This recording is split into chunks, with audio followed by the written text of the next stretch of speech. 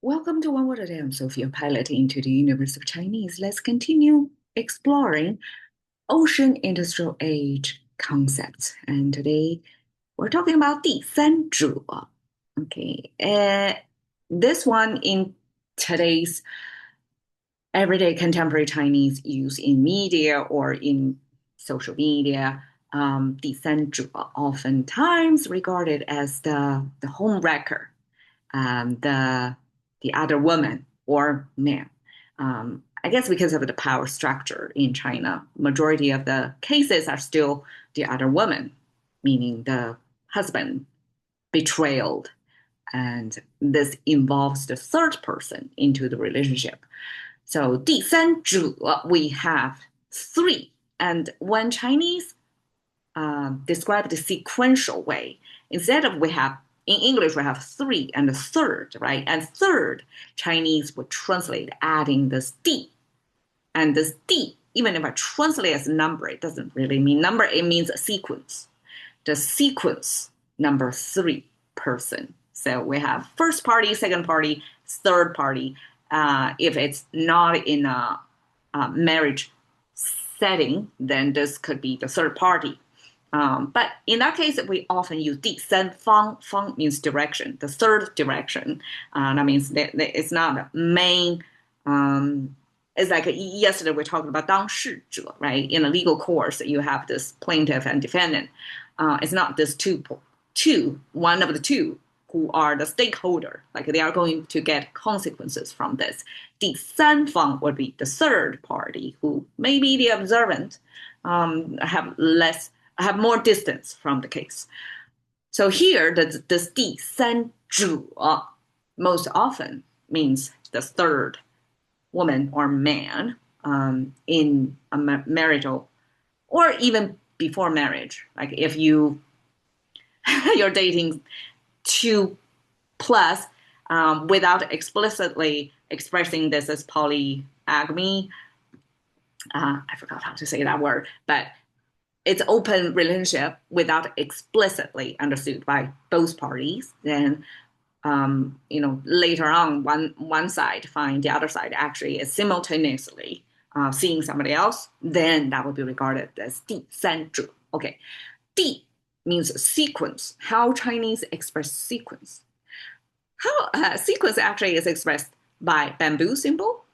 This draping bamboo leaves, two of them, because bamboo often comes in clusters on the top here. And I kind of piece it together because it was not included in the dictionary. So I kind of cut and paste them together. This 第 at the bottom means younger boys, later born younger boys. So it's not the firstborn son, it's the later ones. And the later ones, how it was created is by having a weaponry. So besides this ropey imagery, the rest of them, this sharply edged thing was the ancient kind of like spear or something like a long staff with a metal attached to it. That's most likely case.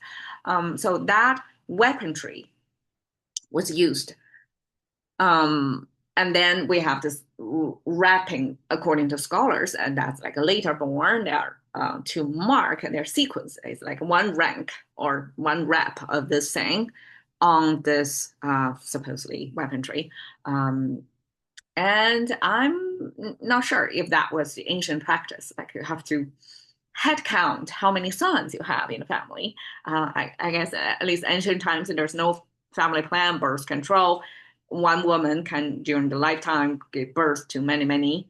And probably in a bigger household, one man have multiple wives and each have their sons. I mean, sons are counted more because it's agriculture, right? So it's a farm labor, child labor, free labor, or it's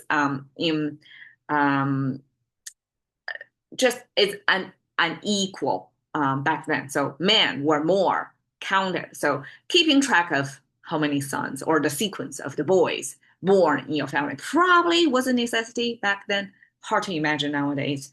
But this tying the rope around this weaponry is an interesting concept. And I'm kind of imagining right now that there was such a thing called the primal genitor, meaning the firstborn son across different civilizations were meant to inherit majority of the wealth of the family. That way, the generational wealth were preserved to the maximum amount because it's concentrated on one offspring of the many. And of course, like girls, like Chinese have the expression of daughters are like waters spilled. Like it does not belong to your household. You were raising the wife for other household, future wife. So the concept of only boys count for the flourishing of your family fortune was back then a strong note. And so this, because of this primal genitor system, the firstborn inherit. So that means the later born boys, even if they're boys as well, they don't have the same right according to this rule, right? So they are more likely to be the ones sent to the battlefield to use the weaponry. Therefore, they are tied onto a rope onto this weaponry. Probably, we don't exactly know. And eventually, this later born son imagery paired with the bamboo image. Bamboo simply means something is made of bamboo. So this is something that's made of bamboo, but is marking the sequence of which rank you are at. Like what's your positioning in terms of the birth sequence as a boy in the household. And this bamboo plus that is simply a way of keeping track of things. Ancient times device that's made of bamboo. So then we use this to mean sequence. Understandable. 3, we have 1, 2, 3, horizontal line. I mean, how even an alien, if they share the same sense of numerical counting, like 1, 2, 3, yeah, can understand. Like anybody from other culture, when they learn Chinese, the first 3 numbers, you have to remember the sound, but just by the image, 1, 2, 3, so easy.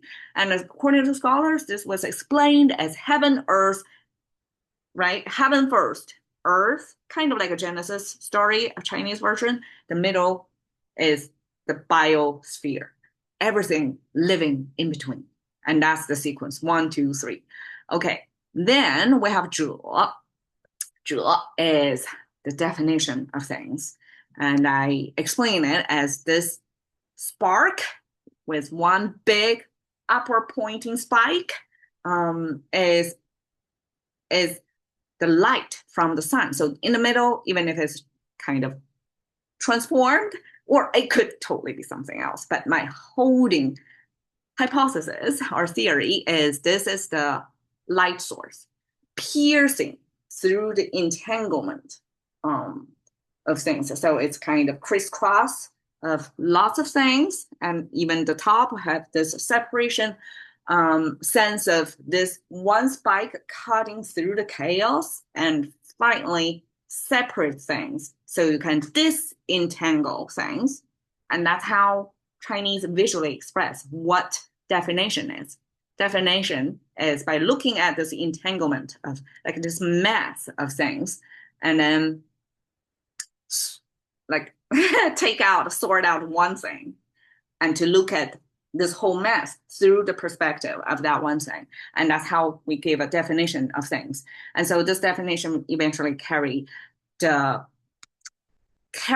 similar meaning to person because human behaviors, we are mostly often as the definition of things. So 第三者 simply is equivalent of English, the person who, the definition, right, of who, defined by the third person in a relationship. So here I'm using this dominatrix, is that how? Yeah, imagery to represent, because when I search for mistress is kind of the other woman or man. So here I'm kind of randomly choose. And I guess women are more at least more often in contemporary Chinese real life reality setting, and to represent mystery, because mistress is simply a woman misplaced in a relationship. And I mean, it depends on what type of relationship. It may be open relationship. It's not even a mistress, right? So it's just by appearance, it's really hard to tell who is the official wife. The other one is unofficial mistress or mistresses.